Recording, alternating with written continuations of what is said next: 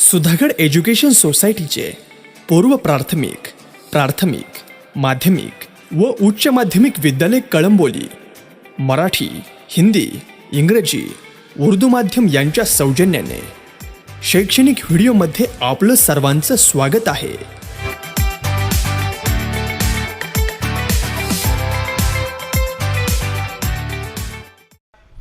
नमस्कार मित्रांनो, आपण मानवी भूगोलाच्या पहिल्या प्रकरणामध्ये लोकसंख्या वाढ वितरण, लोकसंख्या संक्रमणाचे प्रतिमान, लोकसंख्येच्या वितरणावर परिणाम करणारे प्राकृतिक, आर्थिक, राजकीय घटक यांचा तात्विक स्वरूपात अभ्यास केला. आपल्या इयत्ता 12वी नवीन अभ्यासक्रम ऑनलाईन मार्गदर्शनामध्ये आज आपण आपल्या अभ्यासक्रमातील लोकसंख्येवरच आधारित किंवा लोकसंख्या भूगोलावर आधारित असलेलं लोकसंख्या भाग 2, जागतिक लोकसंख्या भाग 2 या प्रकरणाला आपण सुरुवात करणार आहोत. आपल्या दुसऱ्या प्रकरणाचं नाव आहे लोकसंख्या भाग 2. लोकसंख्या भूगोलातील हा लोकसंख्या संघटनाशी, लोकसंख्या संरचनेशी संबंधित असलेला घटक आहे.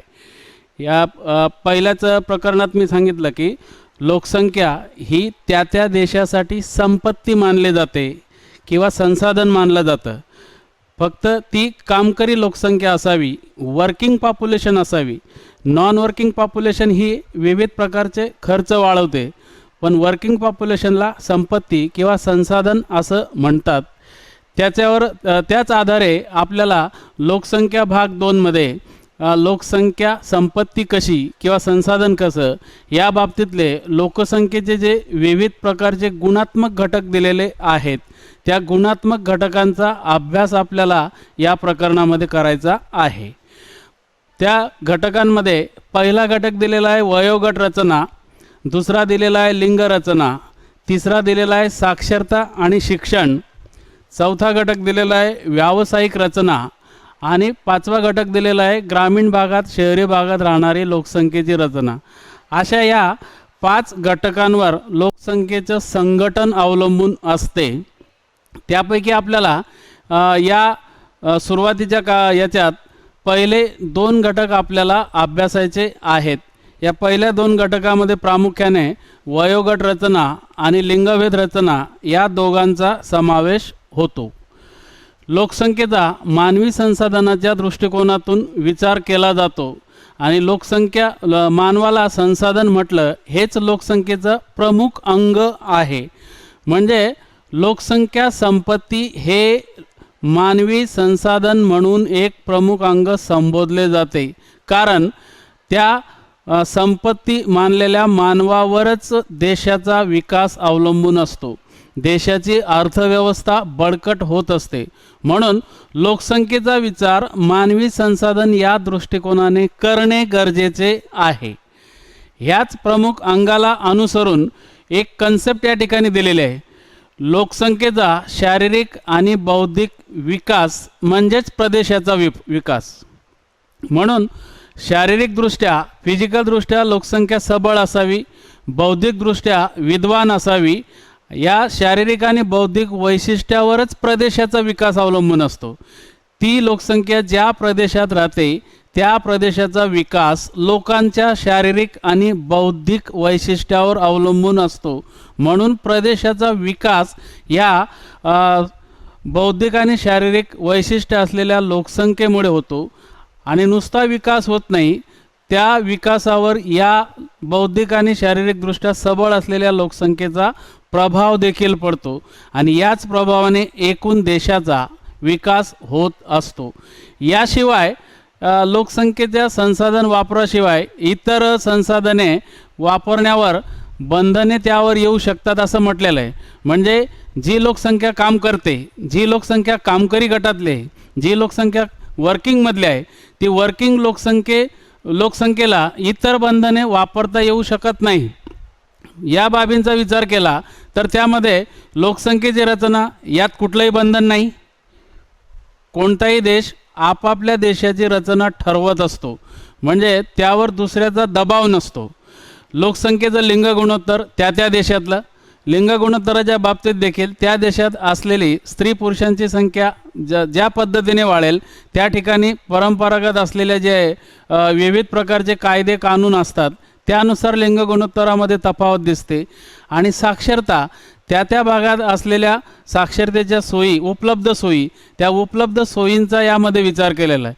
तर लोकसंख्या रचनेचा दर, लिंग गुणोत्तराचा दर आणि लोकसंख्या साक्षरतेचा दर एवढ्या बाबींचा देखील अभ्यास आपल्याला भूगोलामध्ये करावा लागतो. या सगळ्या बाबी लोकसंख्या रचना, साक्षरता, लिंग गुणोत्तर या सगळ्या बाबी लोकसंख्येशी निगडीत असल्यामुळे, प्रामुख्याने मानवाशी निगडीत असल्यामुळे याचा अभ्यास मानवी भूगोलामध्ये करावा लागतो. हे करत असताना लोकसंख्येचे घटक किंवा लोकसंख्या रचना दर्शवणाऱ्या घटकांचा अभ्यास या प्रकरणात दिलेला आहे. ते आपल्याला क्रमशः अशा पद्धतीने बघता येतं. लोकसंख्येची रचना किंवा लोकसंख्येचे घटक आता याच्यामध्ये पहिला घटक दिलेला आहे वयोगट रचना किंवा वय रचना. एक साधी कन्सेप्ट याला दिलेली आहे, वयानुसार असणारी लोकसंख्येची रचना. वयानुसार मग त्या त्या देशात, ह्याच्या पर्टिक्युलर एखाद्या देशाचं नसतं, परंतु त्या त्या देशामध्ये विविध वयोगटात असणारी लोकसंख्या, त्या त्या देशात विविध वयोगटाची लोकसंख्या, त्याचं जे स्ट्रक्चर आहे त्याला काय म्हणायचं, वय रचना किंवा वयोगट रचना असं म्हटले जाते. ही वयोगट रचना सर्वसाधारण जागतिक दृष्टिकोनातून विचार केला तर ती अशा पद्धतीची असते. 0 ते 15 वयोगट, या वयोगटाला बालगट असं म्हणतात. ह्या बालगटाला विकसित देशांमध्ये युवा गट असंही संबोधलं जातं. युवा गट असं देखील संबोधलं जातं.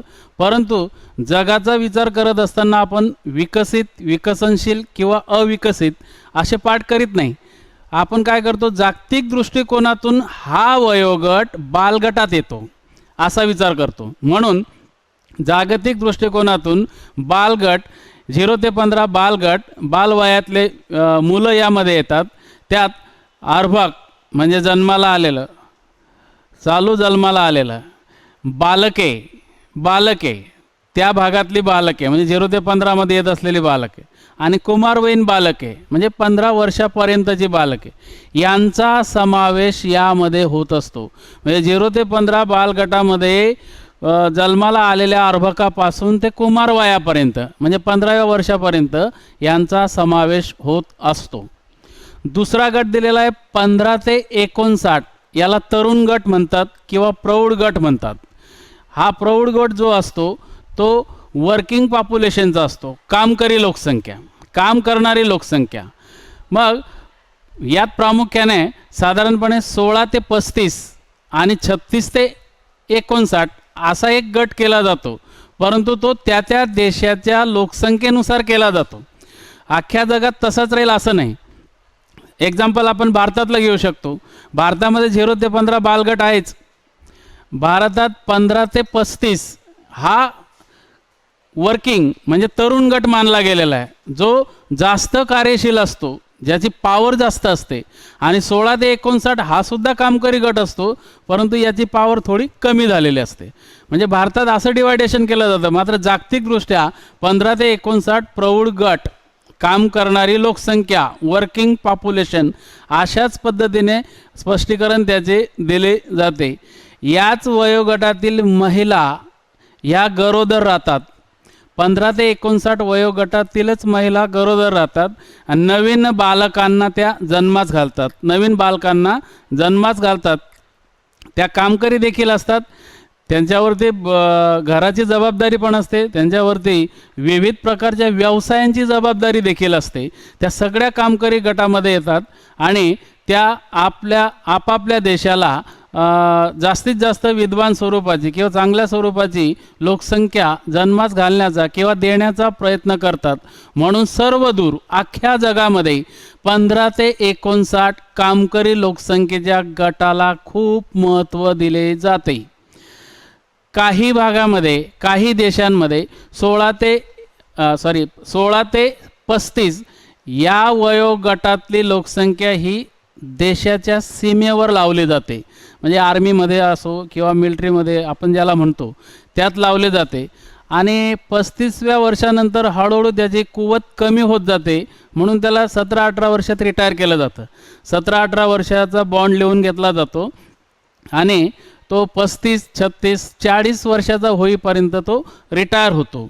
म्हणजे हेच नमुना हा सगळ्या जगातील देशाच्या सीमेवर काम करणाऱ्या लोकसंख्येसाठी आहे. जनरल 15 ते 59 हाच प्रौढ गट किंवा काम करणारा लोकसंख्येचा गट मानला जातो. तिसरा प्रकार दिलेला आहे वयरचनेतल्या 60 वर्षावरील वृद्ध. 60 वर्षाच्या वरील लोकसंख्या म्हणजे वृद्धावस्थेतली लोकसंख्या, वृद्ध असलेली लोकसंख्या. ही लोकसंख्या काम करीत नाही. नॉन वर्किंग पॉप्युलेशन असं याला म्हटलं जातं. काम न करणारी लोकसंख्या, अकार्यप्रवण लोकसंख्या.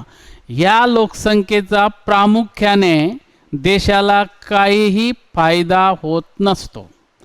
वृद्ध गट, काम न करणारी लोकसंख्या एक प्रकारे आपल्या कुटुंबावर आणि त्या देशात एक प्रकारे ती अवलंबून असते किंवा त्या देशावर ती बोजा असते. त्या देशातली अर्थव्यवस्था विस्कळीत करण्याचा प्रयत्न करते. तरीसुद्धा 60च्या वर गेलेत म्हणजे याच वयोगटातून गेलेले असतात. 60पर्यंत गेला म्हणजे याच वयोगटातून तो गेलेला असतो. काही भागामध्ये विकसित देशांमध्ये 65पर्यंत वृद्ध आहेत. म्हणजे दुसरा जो गट केलेला आहे त्यांनी 15 ते 65, म्हणजे तिथं 65 वर्षे वयापर्यंतचे लोक काम करतात विकसित देशांमध्ये, म्हणून त्यांचा विकास होत जातो. म्हणजे अवलंबून असणारी लोकसंख्या कमी होऊन जाते. आपल्या भारतासारख्या विकसनशील देशामध्ये 60च्या वरील लोक कामच करीत नाहीत. त्याच्या बिफोर म्हणजे 59-58 तिथंसुद्धा ते रिटायर होतात किंवा काम करीत नाही. म्हणजे त्याचा प्रभाव हा देशाच्या अर्थव्यवस्थेवर पडतो. म्हणून ज्या देशात 60च्या वरील वृद्धांची संख्या म्हणजे या तिसऱ्या गटाची लोकसंख्या जास्त असते त्याचा विकास कमी होतो. 15 ते 59 गटातील लोकसंख्या जास्त असते त्याचा विकास फास्ट होतो. 0 ते 15 बालगटातील लोकसंख्या कमी असेल तर त्याचा विकासही फास्ट होतो. जास्त असेल त्या ठिकाणी विकासाला खीळ बसते. अशा पद्धतीने हे वयोगट रचनेचे 3 जे गट केलेले आहेत, या तिन्ही गटांमध्ये समन्वय जिथं असेल, तिन्ही गटांचं व्यवस्थित नियोजन ज्या देशात असेल तो देश अधिकाधिक विकास पावतो, अधिकाधिक त्याचा विकास होतो. अन्यत्र भारतासारख्या देशामध्ये या कुठल्याही गटाचं एवढं नियोजन नाही जेवढं इतर विकसित देशांमध्ये आहे. म्हणून भारत हा स्लो गतीने, धीम्या गतीने, डेव्हलपिंग ज्याला आपण म्हणतो, विकसनशील ज्याला आपण म्हणतो, तशा पद्धतीने विकास साधण्याचा प्रयत्न करतोय. भारताव्यतिरिक्त जगातील इतर देशांमध्ये त्या देशाच्या स्ट्रॅटेजीनुसार याचं प्रमाण बदलते. कारण प्रत्येक वयोगटात असणारी लोकसंख्या ही एकसारखी नसते. प्रत्येक वयोगटातली लोकसंख्या काही भागामध्ये, आता जपानसारख्या देशामध्ये साधारणपणे 13 वर्षाचे बालके जे असतात ते कामाला लागतात, ते संशोधन करतात. फिलिप्स चेटवूड ज्याला आपण फिलिप्स रेडिओ, फिलिप्स TV म्हणतो, त्याचं संशोधन जपानमधल्या 8वीच्या विद्यार्थ्यांनी केलेलं. म्हणजे तो 12-13 वर्षाचा असतानाच कामाला लागतो. म्हणजे जपानसारख्या देशामध्ये 0 ते 15 वयोगटातले बालके सुद्धा देशाच्या अर्थव्यवस्थेला हातभार लावतात. म्हणून म्हटलेलं आहे प्रत्येक वयोगटातील लोकसंख्या ही वेगवेगळी असते. मग जपानसारख्या देशात हा गट वेगळा आहे, इथं पण काम करणारे आहेत, अवलंबून राहणारे पण आहेत. जपानसारख्या देशात हे पण काम करणार आहेत, याच्यावरचे पण काम करणार आहेत. म्हणून जपान हा देश जगातला, आशिया खंडातला अतिविकसित, नुसता विकसित नाही तर अतिविकसित देश आहे, हे आपल्याला या ठिकाणी सांगता येते. त्यानंतर लोकसंख्येचे अभ्यासक जे असतात ते हा लिंगानुसार आणि वयानुसार केलेला जो मनोरा आहे, ग्राफ जो आहे, याला आपण साधारणतः बार ग्राफ म्हणतो, हॉरिझॉन्टल स्वरूपाचा बार ग्राफ. या बार ग्राफवरून ते अभ्यास करतात आणि याला मराठीमध्ये आपण वय लिंग स्तूप असं म्हणतो. वयाचा स्तूप किंवा लिंगाचा स्तूप. या ठिकाणी वय आणि लिंगानुसार वितरण दर्शवण्यासाठी असा मनोरा तयार करतात, ग्राफिकल स्वरूपातला मनोरा तयार करतात. या मनोऱ्यामध्ये मध्यभागी जो दिलेला आहे तो ए अक्ष आहे.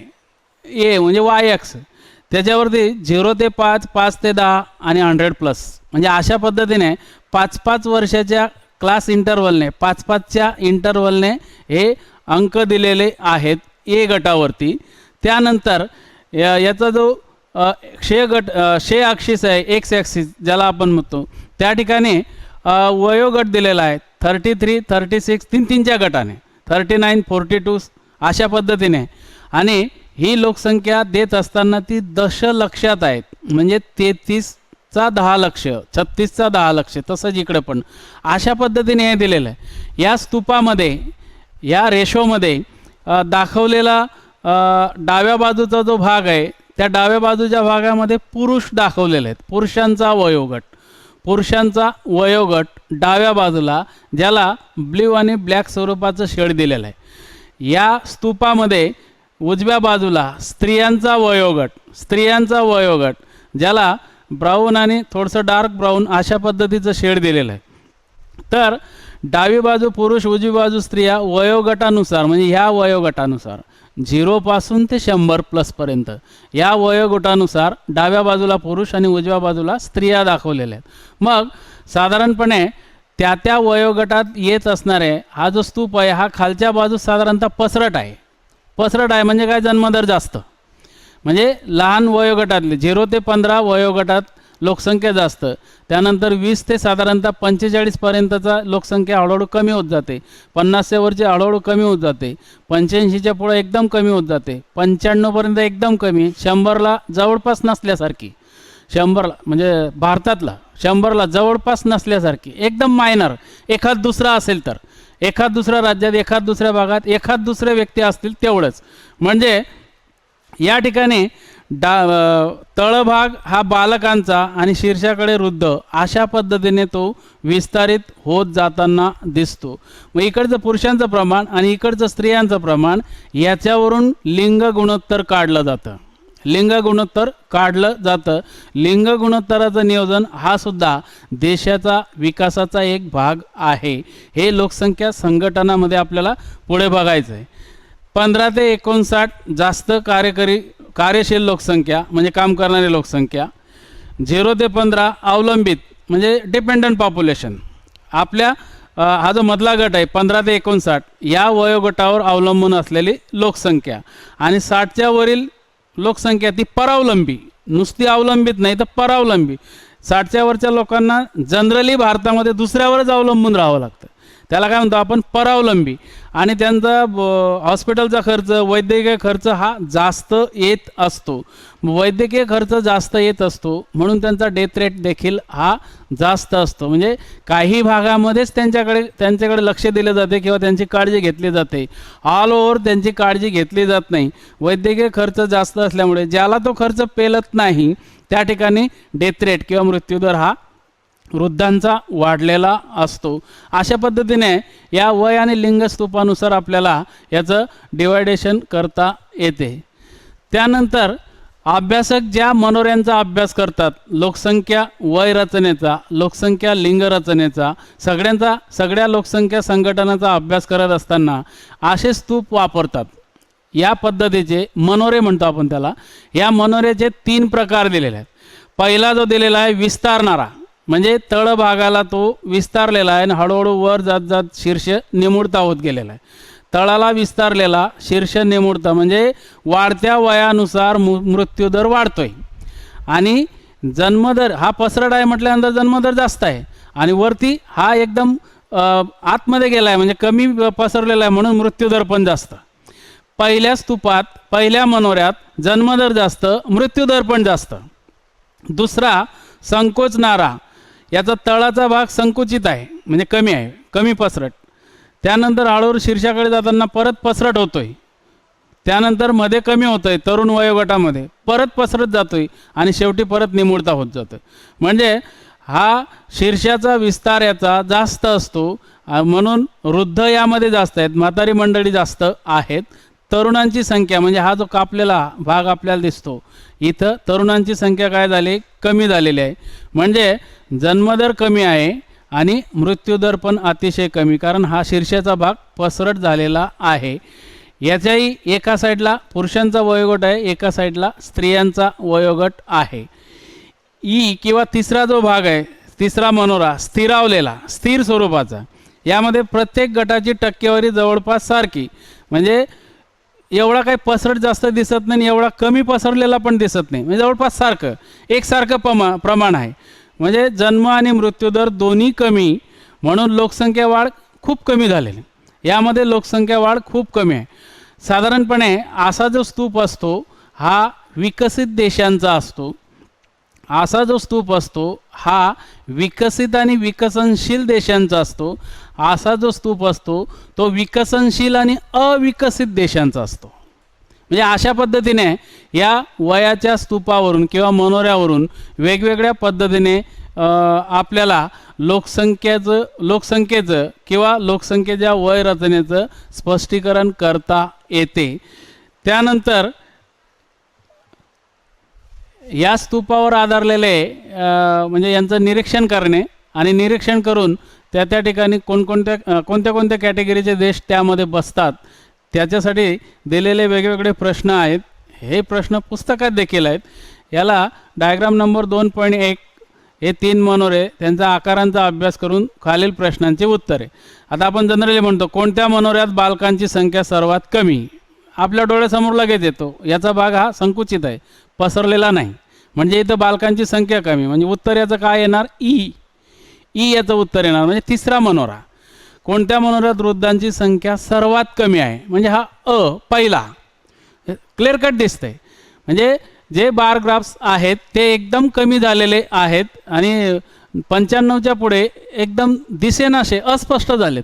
म्हणजे त्याचं उत्तर आपल्याला, या प्रश्नांची उत्तरे आपल्याला यामध्ये शोधता येतात. कोणता मनोरा युवा राष्ट्राचे प्रतिनिधित्व करतो, म्हणजे हा जो मनोरा आहे या ठिकाणी तरुणांची संख्या कमी, इथं पण बालकांच्या दृष्टिकोनातून तरुणांची संख्या कमी, या ठिकाणी मात्र हा इथं फुगीर भाग आहे. फुगीर भाग म्हणजे विकसित देशांमध्ये 65ला 15 ते 65 जे मानतात, 15 ते 65 फुगलेला आहे दोन्ही साईडला. याचा अर्थ का, युवा राष्ट्राचं प्रतिनिधित्व हा मनोरा करतो.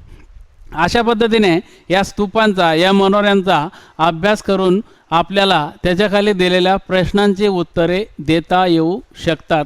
तसंच विपुल मनुष्यबळ, कोणते मनोरे विकसनशील आणि विकसित, म्हणजे अशा पद्धतीने आपल्याला या ठिकाणी या प्रश्नांची उत्तरे यानुसार देता येऊ शकतात. वय रचनेमध्ये वय स्तूपांचा किंवा सेक्स रेशोचा जो अभ्यास वयोगट रचनेचा जो अभ्यास केलेला आहे, त्यानंतर त्याचं नियोजन जर नीट केलं तर देश विकासाची गती घेतो. त्याच लोकसंख्या नियोजनामध्ये, लोकसंख्येच्या संघटनामध्ये दुसरा भाग आहे लिंग रचना. याला लिंगभेद रचना असेही म्हणतात, याला स्त्री पुरुष प्रमाण असेही म्हणतात, याला सेक्स रेशो असेही म्हणतात. अशा पद्धतीने वेगवेगळ्या नावाने याला संबोधले जाते. याची कन्सेप्ट दिलेली आहे. स्त्री आणि पुरुषांच्या प्रमाणाला, कशातल्या लोकसंख्येच्या, एकूण लोकसंख्येच्या प्रमाणातील स्त्री आणि पुरुषांच्या एकूण लोकसंख्येतील प्रमाणाला लिंग गुणोत्तर असे म्हणतात. म्हणजे एकूण लोकसंख्येमध्ये स्त्रिया बाजूला केल्या, पुरुष बाजूला केल्या आणि एकूण लोकसंख्या याच्यामध्ये याचं प्रमाण किती सांगत असताना त्याला लिंगरचना किंवा लिंग गुणोत्तर असे म्हटले जाते. हे लिंग गुणोत्तर काढण्यासाठी एक फॉर्म्युला दिलेला आहे, सूत्र दिलेलं आहे. सूत्र त्यात स्त्रियांची एकूण संख्या भागिले पुरुषांची एकूण संख्या गुणिले 1000. 1000 का घेतलं? जसं आपण 100 घेतो, 100 घेतो म्हणजे काय? टक्केवारी. 1000 का घेतो? 1000 म्हणजे काय? दर 1000 पुरुषांमागे स्त्रियांचं प्रमाण, म्हणून 1000. 100 जर घेतलं तर ते पर्सेंटेज. 1000 म्हणजे काय? 1000 पुरुषांमागे असलेलं स्त्रियांचं प्रमाण, त्याच्यावरून लिंग गुणोत्तर काढतात. म्हणजेच काय? एकूण स्त्रिया भागिले पुरुष. म्हणजे स्त्रियांची संख्या समजा 100 असेल आणि पुरुषांची संख्या 200 असेल तर येणाऱ्या भागाकाराला 1000ने गुणलं की ते लिंग गुणोत्तर होईल. अशा पद्धतीने या सूत्राच्या साहाय्याने लिंग गुणोत्तर काढले जाते. इथं दिलेलं आहे, गुणोत्तराच्या आधारे देशातील स्त्रियांचे प्रमाण सांगता येते. म्हणजे त्या देशामध्ये दर 1000 पुरुषांमागे किती स्त्रिया हे सांगता येते. जागतिक स्तरावर लिंग गुणोत्तर 990 इतका आहे. म्हणजे जगातील एकूण लोकसंख्या, त्या एकूण लोकसंख्येमधून पुरुष बाजूला काढले तर पुरुषांच्या 1000 प्रमाणामागं 990 इतक्या स्त्रिया आहेत. 990 स्त्रिया म्हणजे जागतिक लिंग गुणोत्तर जवळपास समानसारखं आहे. एवढा काय म्हणजे 10 पुरुष असले 10 स्त्रिया राहिल्या असत्या तर पुरुषांचं आणि स्त्रियांचं प्रमाण बरोबर राहिलं असतं. फक्त 10चा फरक आहे. या उलट लाटविया, इस्टोनिया, रशिया, युक्रेन या भागामध्ये सर्वाधिक लिंग गुणोत्तर आहे, ते म्हणजे 1162. म्हणजे दर 1000 पुरुषांमागे या 1, 2, 3, 4 देशांमध्ये 1162 स्त्रिया राहतात. म्हणजे पुरुषांपेक्षा स्त्रियांचं प्रमाण जास्त. याला काय म्हणतो आपण? हाय सेक्स रेशो, उच्च लिंग गुणोत्तर. याला उच्च लिंग गुणोत्तर म्हणतो. कशामुळे? पुरुषांपेक्षा स्त्रियांचं प्रमाण जास्त आहे म्हणून. आणि पुरुषांपेक्षा स्त्रियांचं प्रमाण कमी असेल तर त्याला काय म्हणतात? निम्न लिंग गुणोत्तर. अशा पद्धतीने निम्न लिंग गुणोत्तर आणि उच्च लिंग गुणोत्तर जगातल्या विविध देशांमध्ये वेगवेगळ्या प्रकारे आपल्याला दिसते. संयुक्त अरब अमिरातमध्ये सर्वात कमी म्हणजे 667. संयुक्त अरब अमिरातीमध्ये दर 1000 पुरुषांमागे 667 स्त्रिया राहतात. 667 म्हणजे खूप मोठा डिफरन्स आहे. खूप मोठा डिफरन्स यामध्ये आहे. पहिल्यात एवढा डिफरन्स नाही या 4 देशांमध्ये, उलट जास्त आहे. या ठिकाणी जवळपास 337चा डिफरन्स आहे. म्हणजे 350 350चा डिफरन्स आहे.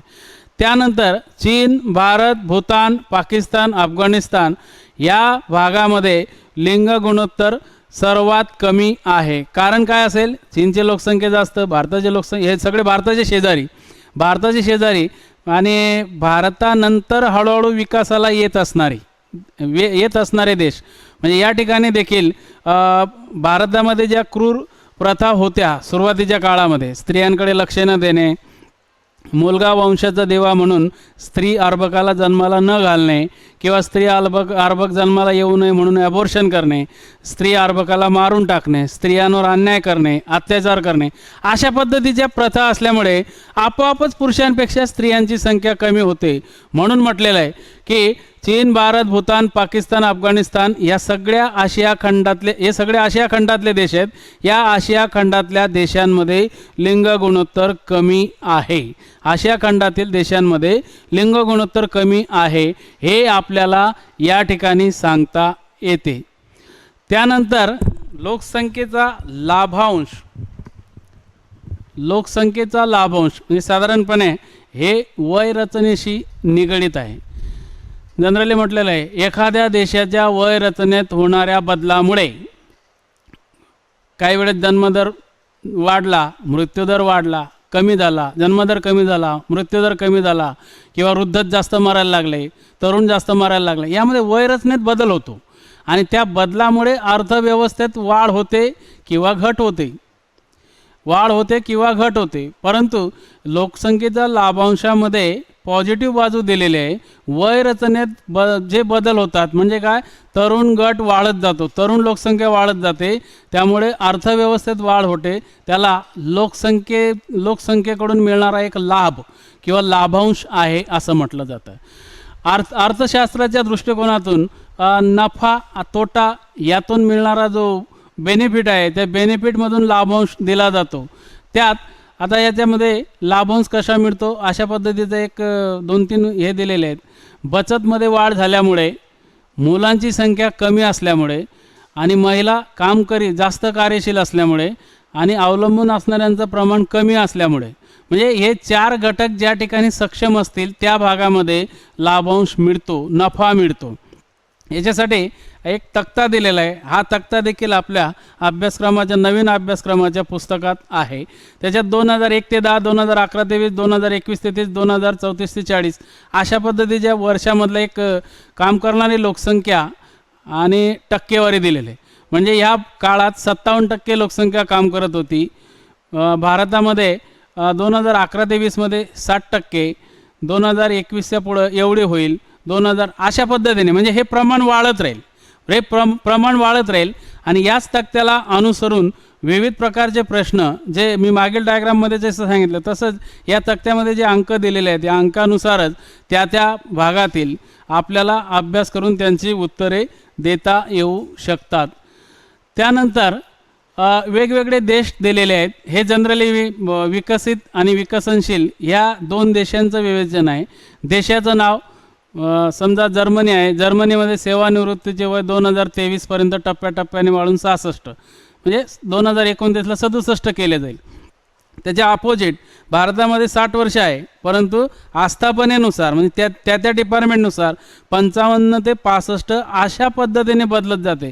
म्हणजे विकसित देश आणि आपला विकसनशील देश यामध्ये असा डिफरन्स आहे. तसंच जपानमध्ये 70 आहे, चीनमध्ये 65 वाढवण्याची योजना आहे, ऑस्ट्रेलियात 67 होणार आहे, वगैरे वगैरे. अशा पद्धतीने विकसित देश, हे सगळे विकसित देश आणि चीन, भारत हे दोन विकसनशील देश, या देशांमध्ये सेवानिवृत्तीचं वय यामध्ये आपल्याला मोठी तफावत दिसते.